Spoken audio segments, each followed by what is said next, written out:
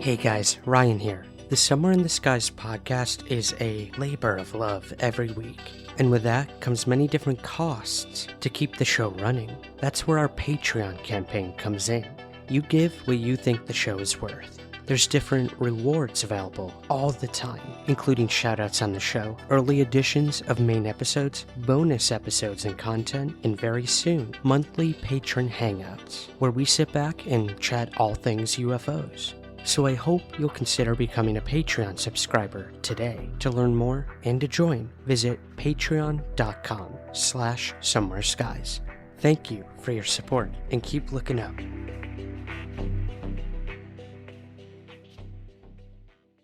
The authenticity of UFO cases is usually judged by the credibility of both the witnesses and those who investigate the case. This is no different when it comes to the highly controversial topic of alien abductions. And this was certainly the case for a series of events that happened to 3 women from Stanford, Kentucky in 1976. And it all started with a birthday party. This is the abduction of the Stanford 3.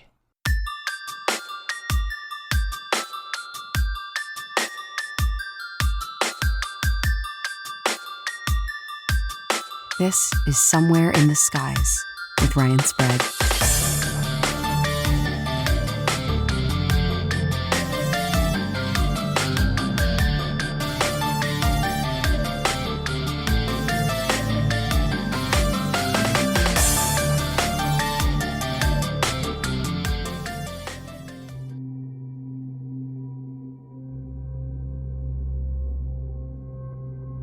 It was January 6th, 1976. It was Mona Stafford's 36th birthday. She was joined by her best friends, Louise Smith and Elaine Thomas, to celebrate the event and just have a friendly dinner together. The 3 friends took their dinner plans to the Redwood restaurant, which was located south of Lancaster, Kentucky, 35 miles from their hometown of Liberty, Kentucky.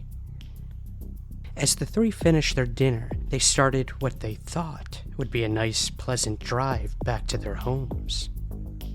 Leaving the Redwood restaurant at 11:15 p.m., the 3 women were in a jovial mood, as Louise Smith sat behind the wheel of her 1967 Chevy Nova.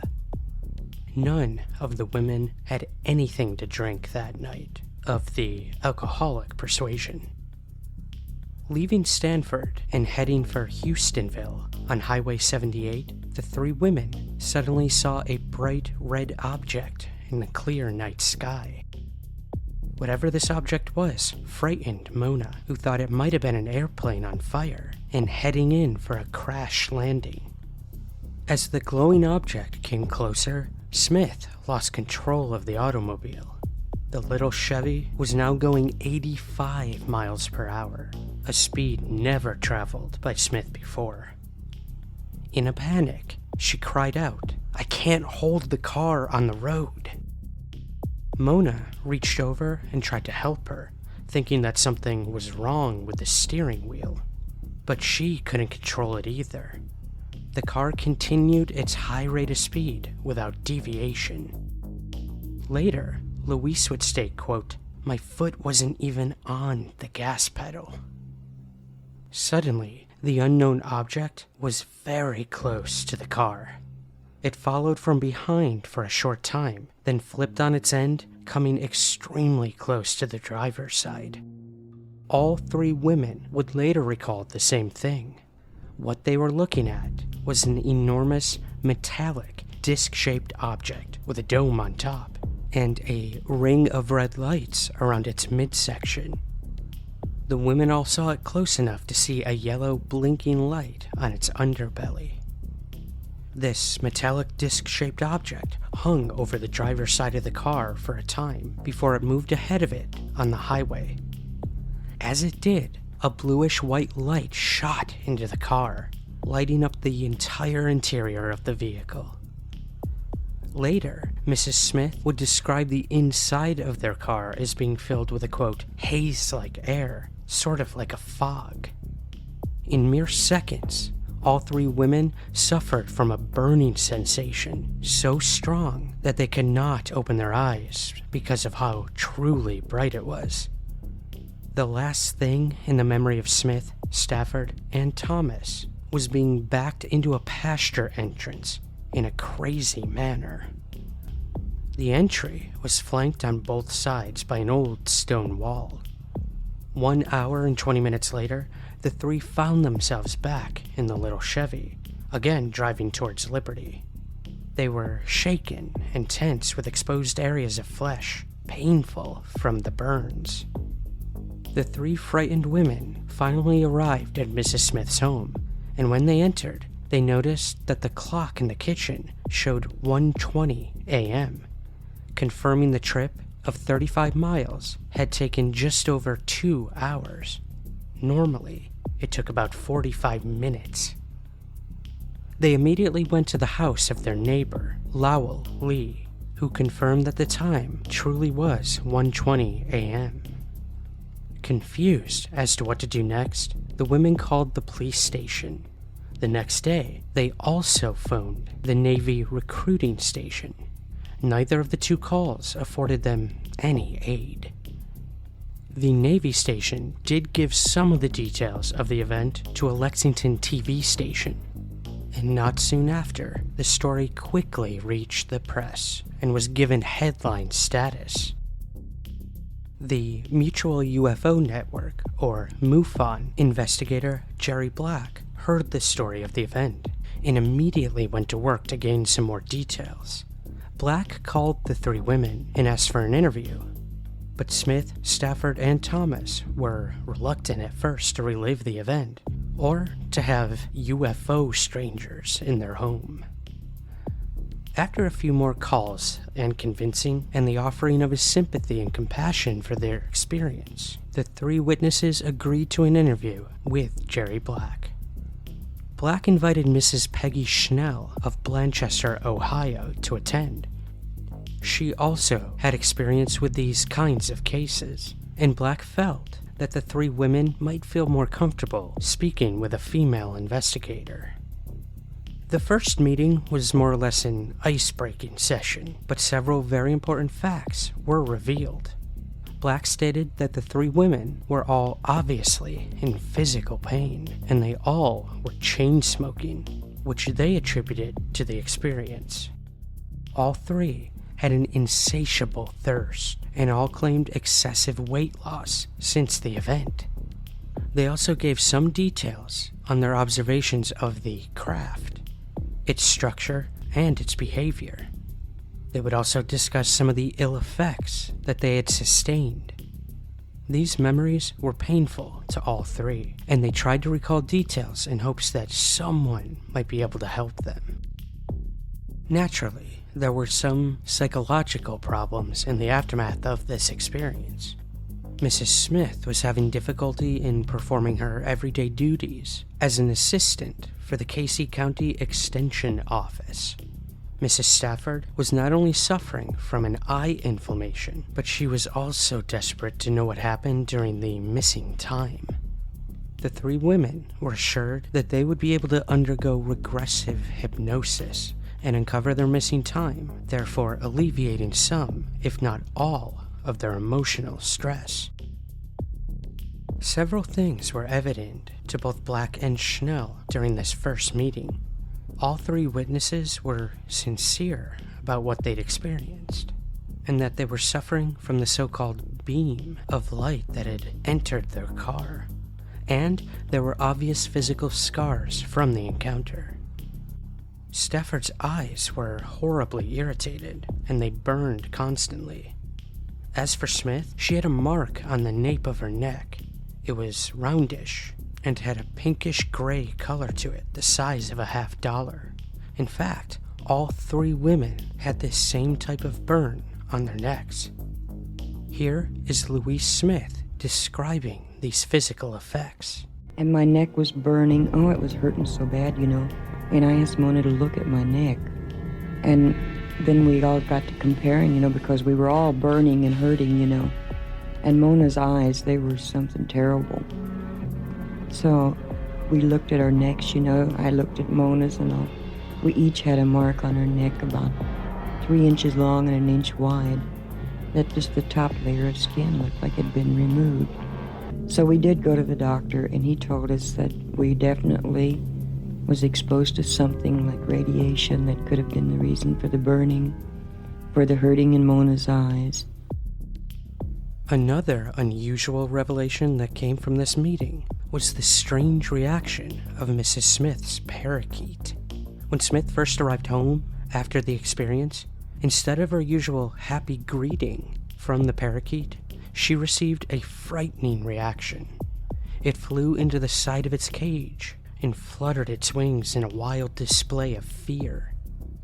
Smith proclaimed that since the first night home, the bird would have absolutely nothing to do with her. Further tests were conducted in the presence of other birds, and when other people drew near, the birds were perfectly normal.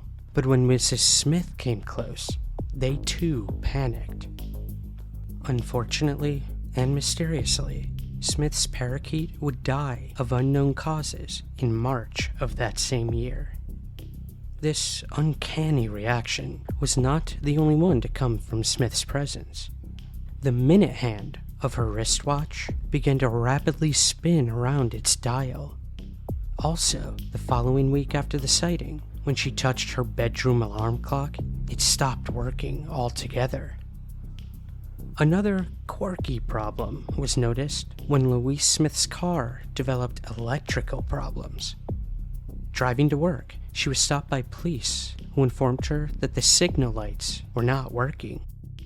But the most crucial problem of all of this was the general ill health and weakness of the 3 unwilling witnesses of this extraordinary event. Because of this, investigators agreed that, at least for the time being, no other details of the event would be released. Walter Andrus of the Mutual UFO Network and Dr. J. Allen Hynek of QFOS, the Center for UFO Studies, were both informed of the case, and both agreed to wait for details until the 3 women were in better condition. After the initial interviews, the investigators involved were convinced that the 3 women's story was disturbing yet solid as could be. There was no doubt in anyone's mind that these 3 well-respected women, mature and mentally stable, had seen something so out of the ordinary, and the fact that there was missing time involved had to be explored. An abduction was on the minds of the principal investigators. J. Allen Hynek was called upon to provide a professional psychiatrist to perform regressive hypnosis on all 3 of the women. Unfortunately, lack of funding was a big part of the decision as to who would be called upon. None of the noted doctors who dealt with these types of situations lived anywhere near the state of Kentucky. A well-respected ufologist and physician, Dr. Leo Sprinkle, was considered. Sprinkle was a consultant for the Aerial Phenomena Research Organization, or APRO, but he was not called upon because he lived in Wyoming. But, in a stroke of good fortune, Dr. Sprinkle heard of the case and dropped everything to go to Kentucky. When Smith, Stafford, and Thomas were contacted about Sprinkle's desire to help them, they first refused, not knowing of Sprinkle's reputation. At this time, the 3 women, though needing help, clearly, were still under the impression that in time their problems would pass. And to involve more and more people into the story would only prolong the agony. While not knowing of Dr. Sprinkle, the 3 women had heard of Jim and Coral Lorenzen of APRO, and this well-respected husband and wife team were called in to try to ease the fears of this story being released nationally. A promise was made to the 3 women that the regressive hypnosis procedure and its results would not be released to any of the UFO groups for publication until a time that they felt comfortable with it. an agreement was made and a date was set for the regressive hypnosis, March 7th, 1976. Dr. Sprinkle and investigators Black and Schnell and a few others were all present for the initial session. All of those in attendance reaffirmed their good intentions of keeping the story under wraps until the three women authorized its release.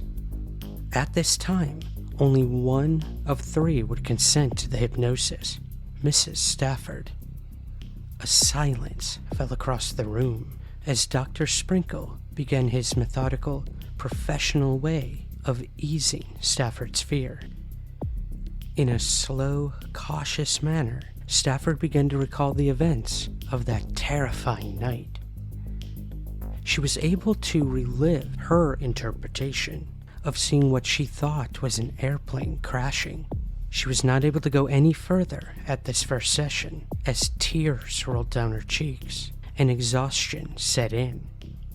After the session, Dr. Sprinkle stated that Stafford was still in a post-hypnotic state and that she should be questioned very carefully and cautiously.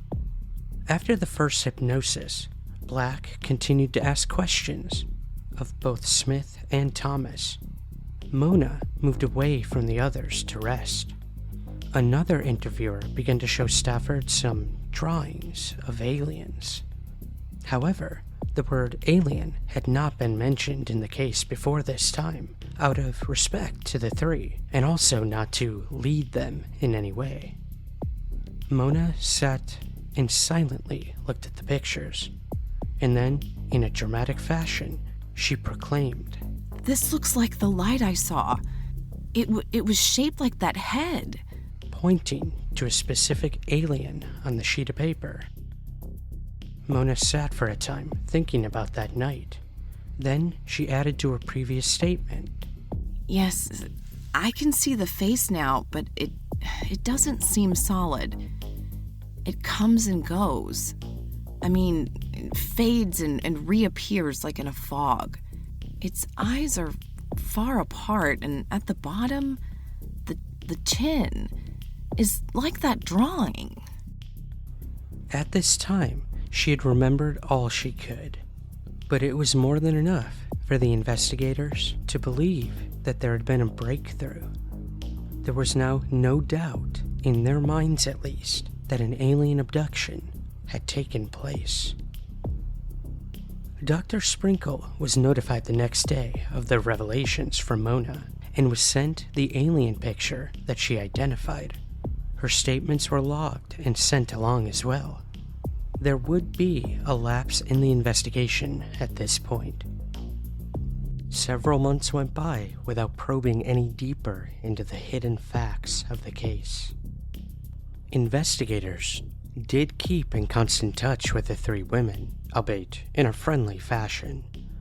Careful not to push them too soon, the three were still locked in fear. Their physical problems continued, and so did the weight loss.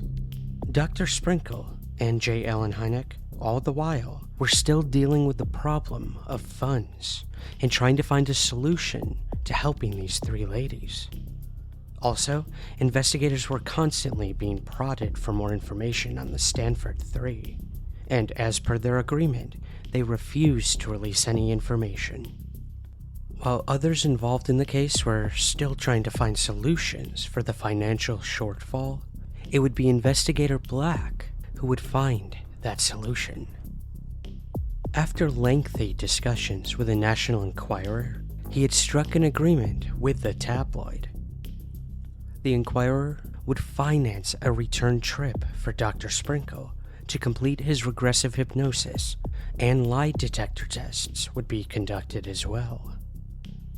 If the results would verify an abduction, the Enquirer would have exclusive rights to publishing the story. Also, the three women would receive compensation. Black made the move because of concern to the health of the three women, and also to accumulate facts for the benefit of UFO research groups. There was renewed optimism with the Enquirer deal, and there was hope that the hidden facts of that night would soon be uncovered. The next hypnosis session was scheduled for the Brown Motel in Liberty, Kentucky on June 23, 1976. Newly present at this meeting was well-known UFO investigator Bob Pratt of the Enquirer. Though the reputation of the Enquirer left much to be desired, Pratt himself was regarded as an honest, sincere man. Pratt had earlier attempted to get details of the Stanford case, but was denied access because of the earlier agreement of a news blackout. The first order of business on this day would be the lie detector testing. Do you like stories of the strange, the weird, and the unexplained? Then we want you to check out Jim Harold's Campfire. The concept is pretty simple. Jim talks to regular people about strange stuff that happens to them. And yes, that includes UFOs, along with cryptids, ghosts, and head scratchers. He doesn't exaggerate or play a lot of spooky music, kinda like I'm doing right now. The stories speak for themselves. One's like a ghost story involving serial killer Ted Bundy, or the young man who encountered an 8-legged demon. Then there's the story of an alien abduction by what could be considered a reptilian.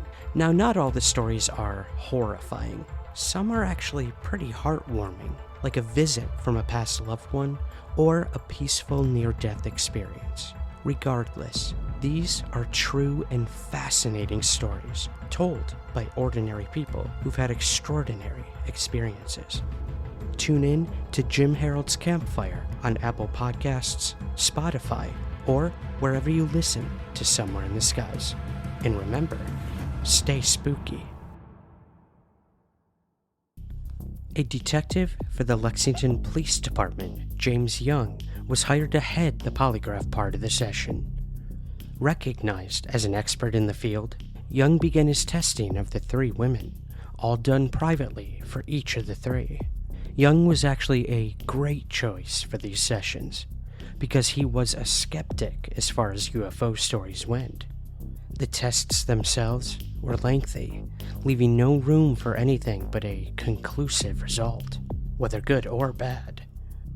After the tests were all completed, Jung emerged from the room with an expression of utter amazement. It is in my expertise opinion that Louise Smith, Elaine Thomas, and Mona Stafford were being truthful throughout their entire rigorous testing. There was not a single hint of deception detected. I can fully admit my skepticism going into these tests, but that skepticism was immediately erased after the testing of these 3 women. Next would be Dr. Sprinkle's hypnotic regression. During the regressions, the faces of the 3 women showed the emotional turmoil they were enduring. The details of what occurred on that harrowing night came slowly, hauntingly to the surface. Here is an actual clip of Louise Thomas during one of these sessions with Dr. Sprinkle. It was right over me. It's right over you? Okay. Okay. What is it? Oh. It looks like it's going to crash. God, what is it? Didn't know what it was. It was really frightening. What happens now? I don't want to look at it no more. It's so frightening, it's hard to look at. Yeah.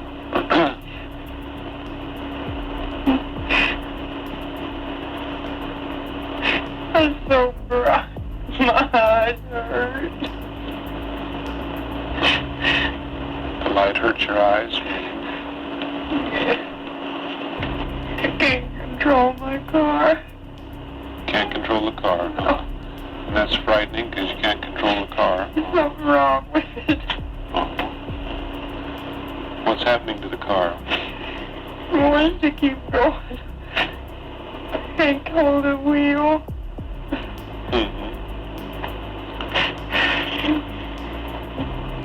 I asked Marshall to help me. So I wanted to help you hold on to the wheel. But I don't have my foot on the gas. You have your foot off the gas pedal, Not on there.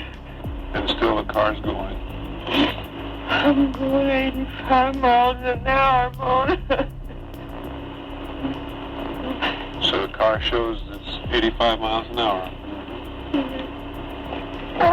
What's wrong with my car?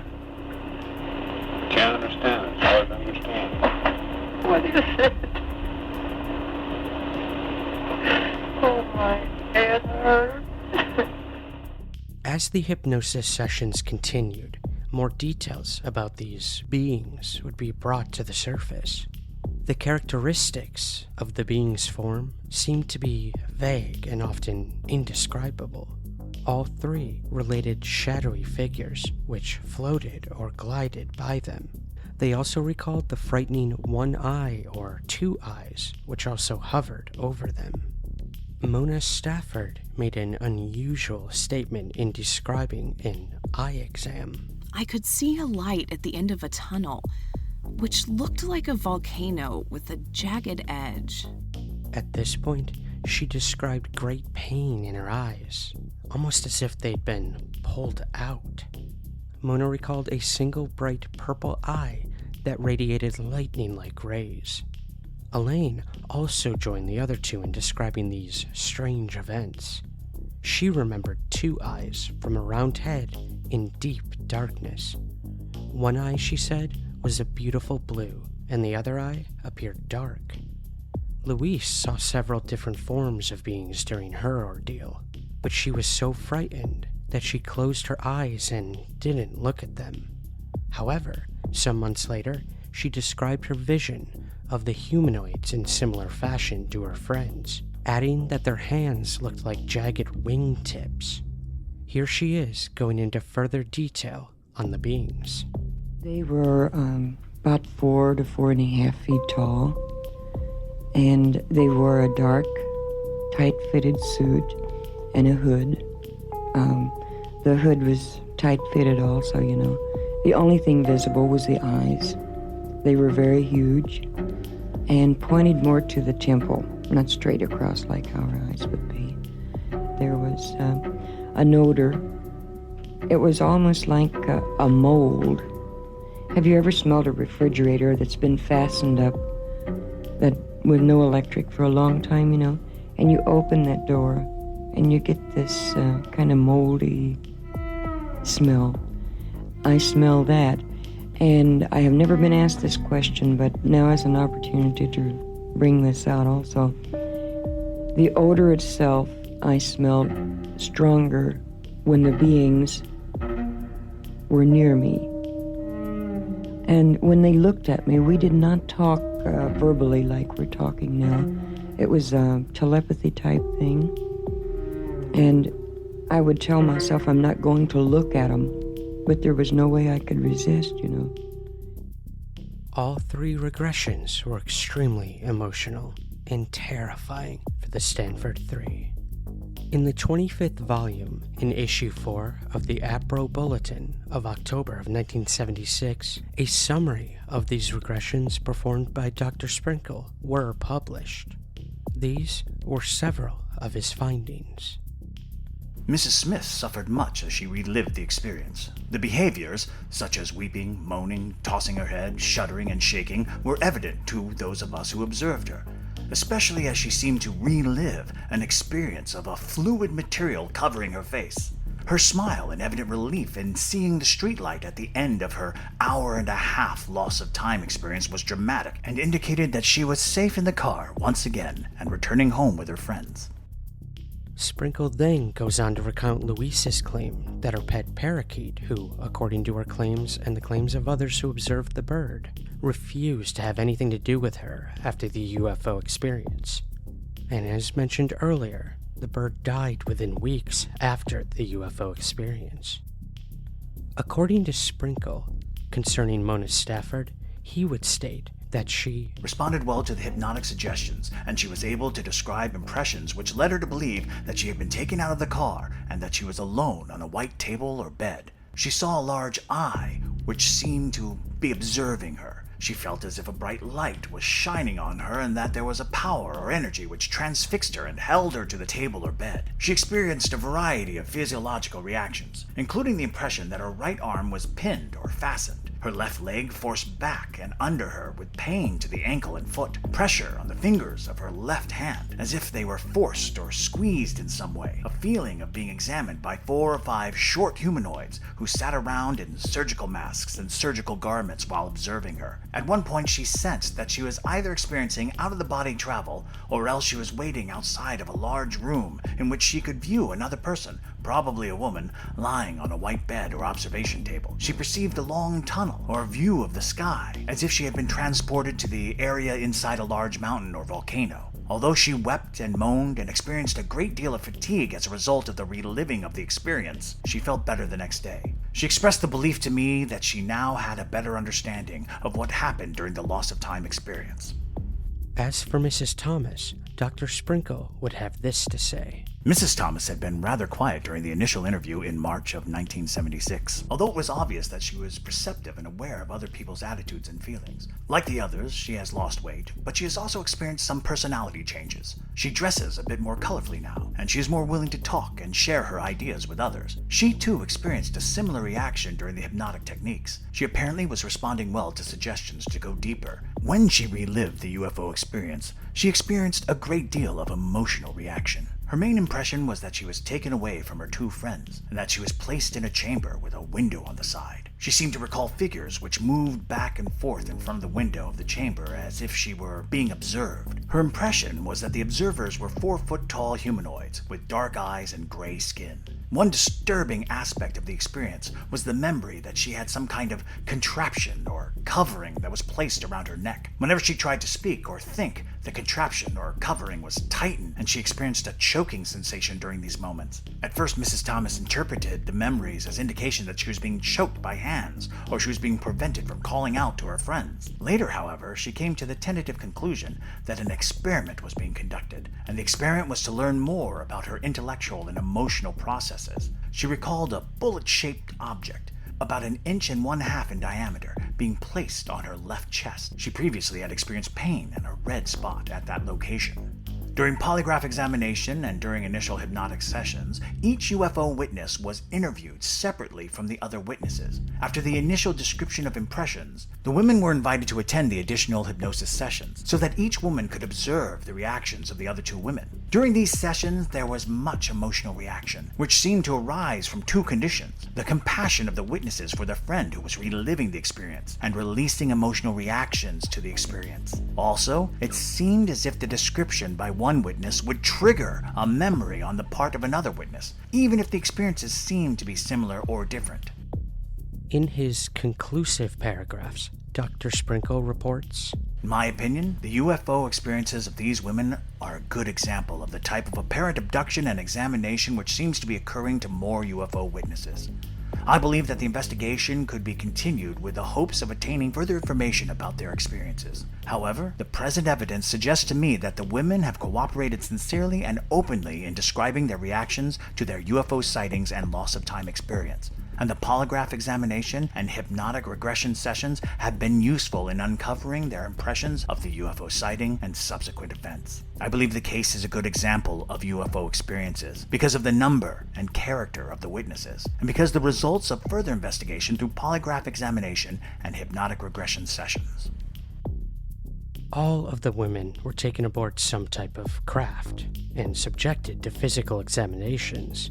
According to them, these examinations were harsh in nature, and while there was not any sexual components to any of it, during the abduction, they were restrained in embarrassing, humiliating positions, according to all 3.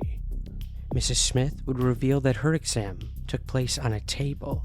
Mrs. Thomas's were inside of a capsule with an unusual-looking noose-like device around her neck, which tightened painfully if she tried to speak. Mrs. Stafford's exam was in a chair-like device. All three of the women recalled having their bodies scanned and instruments used which exerted pressure on their limbs. Mrs. Thomas recalled a tube with a bullet-like tip on it which probed her chest, and she also recalled a warm liquid being applied to her face and body. Mrs. Stafford also recalled the warm liquid. One fact that all three agreed on was that these beings communicated with them by telepathy. Not once was an entity mentioned to have any type of mouth. Some interesting facts about the craft itself were revealed by Mona Stafford when asked to elaborate on her description of the tunnel or volcano. She would now add to previous information that she was looking through a tunnel which lit up into a room brightly. She could see a square table with a helpless woman on it, surrounded by small figures clad in white. The small beings were closely examining this woman. In her own words, I'm not sure if the person was Elaine or Lou or maybe even me. While it's almost never argued that the Stanford Three had a close encounter with some sort of craft that night, it can be argued about the entire abduction angle to all of this. The 1970s were rich with landmark abduction cases, including the 1973 Pascagoula, Mississippi incident, the 1975 Travis Walton incident, and the 1976 Allagash, Maine abduction. In UFO lore, this period became known as the humanoid era, and also coined the period of high strangeness. Some skeptics have pointed out that the timeline of the Kentucky case was suspiciously close to two highly publicized events. First, the Betty and Barney Hale case from 1961 was made into a made-for-television movie in October of 1975. The film, which starred James Earl Jones, made a splash on NBC just 10 weeks prior to the experiences of Mona, Elaine, and Louise. The second event was in early 1976 when the National Enquirer upped its reward to $1 million for definitive proof of the existence of extraterrestrial life. Furthermore, many skeptics, including Susan Clancy, who published the book Abducted: How People Came to Believe They Were Kidnapped by Aliens.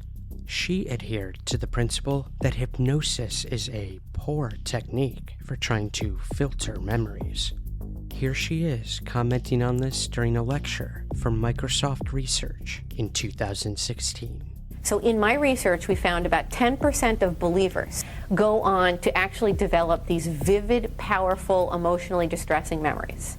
And all of them underwent some form of hypnosis or a hypnotic regression technique or a regression technique, or it goes by different names, but they end up in abduction researchers' offices or psychotherapist offices, and they are put through various pseudo-therapeutic techniques designed to help them retrieve the memories of what they fear happened to them. And it is during those techniques that they get these vivid, powerful memories of what happened. For them, they believe what happened because they have the memories and the memories feel very real.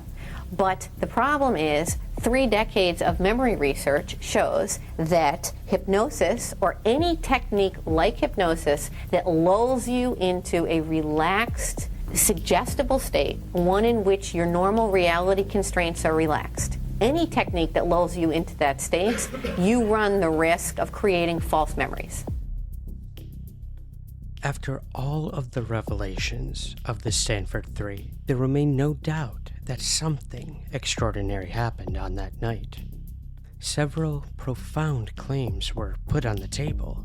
The 3 women had encountered a flying craft of unknown origin. They had been abducted by beings unknown.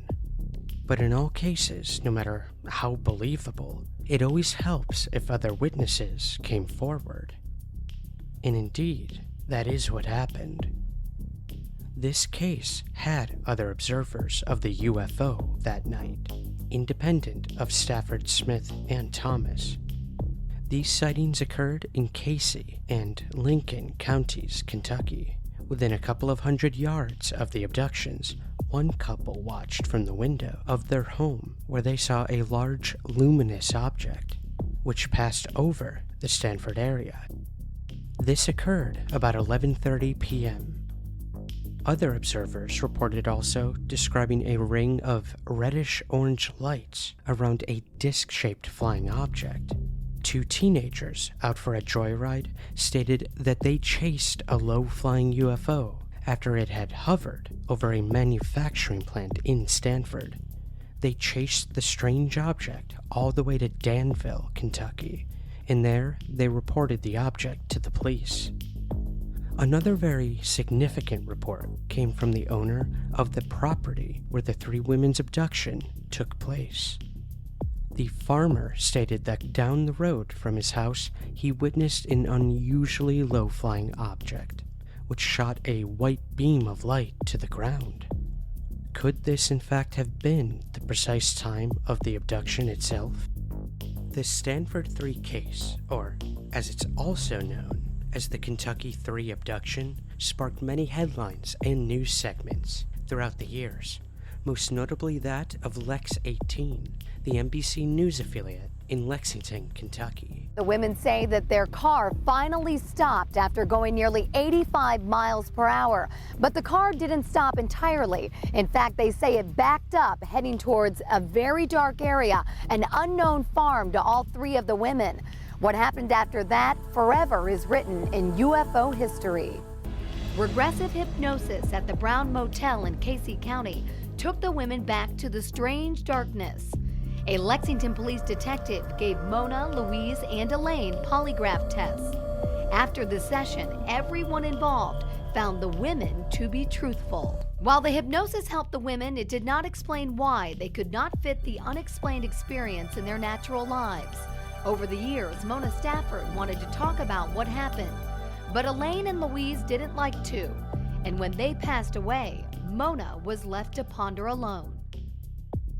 But this wasn't the only mainstream coverage this incident would receive. Elizabeth Orndorff, a Danville, Kentucky-based playwright, would write a stage play inspired by the events of the Stanford 3. The play, titled High Strangeness, premiered in Danville in September of 2010. Elizabeth Orndorff shares with us what it was like researching the case, actually meeting one of the three women, Mona Stafford, and also speaking with the Navy recruiter who originally investigated the case. And Elizabeth also shares with us what it was like telling the story for the stage of the Kentucky 3. I first heard about the Kentucky 3 incident from a newspaper article in our local Danville, Kentucky newspaper. It was in one of the looking back articles of 30 years ago, 25 years ago. It got my attention immediately and compelled me to write a play about it because it was within 15 miles of where I lived, and people around here are very interested in plays about Kentucky. And I had always been interested in UFOs, aliens, any of that sort of thing. It had always fascinated me. I was definitely interested after finding out that one of the three ladies who had been involved in the abduction was still alive and living about 35 miles away. So that all kind of came together. This would make a great play. The last woman of the three who was living, Mona Stafford from Liberty, Kentucky, was in her 70s. And I found out that she was alive, and I even talked to the newspaper reporter who had done the original article. She was still writing for the Danville paper. So I met with her and got all the details about Mona, and then eventually met Mona. That was fascinating to hear a first-person account of being abducted by aliens. That was fascinating. The other person that was wonderful to meet, and it was by accident, I found out he still lived in Danville, was Roger Compton, who was the Navy recruiter that the three women went to and reported the incident. They wanted to report it to someone in the government in uniform, and the only person they could think of was the local Navy recruiter. And that man still vividly remembered the incident and was able to recall it and talk about it at great length. The K3 case seems to be one of the most important alien abduction cases because it was so well documented. Roger Compton always said he truly believed that the three ladies believed what they said.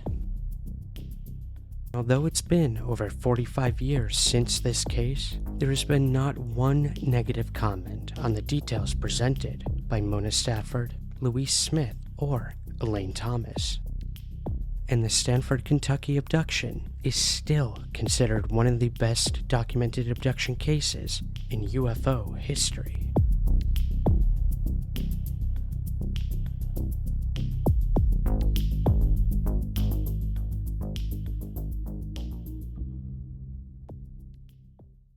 Special thanks to our voiceover actors in this episode, to Christopher Soucy, Rebecca Jung, and Stefan Gearhart. Links to their work can be found in the show notes. And also a special thanks to playwright Elizabeth Orndorff.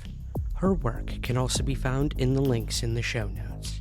Please take a moment to share the show with your friends, family, and colleagues. And if you haven't already, please also consider rating and reviewing Somewhere in the Skies on Apple Podcasts, Spotify, or wherever you get the show. It helps us gain visibility and find new listeners. Thank you as always for listening. And remember, keep your feet on the ground, but never stop searching somewhere in the skies.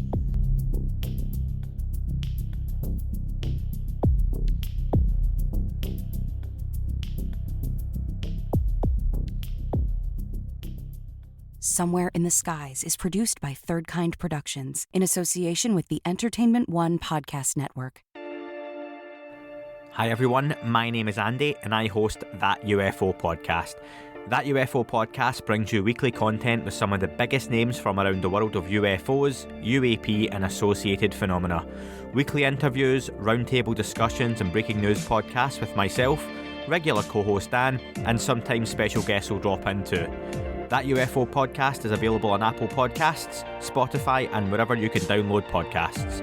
Already having hosted names like Louise Elizondo, Sean Cahill, George Knapp, Avi Loeb, Brandon Fugo, Ralph Blumenthal and many more. I hope you come and check us out, and as always, keep looking up, you never know what you might see.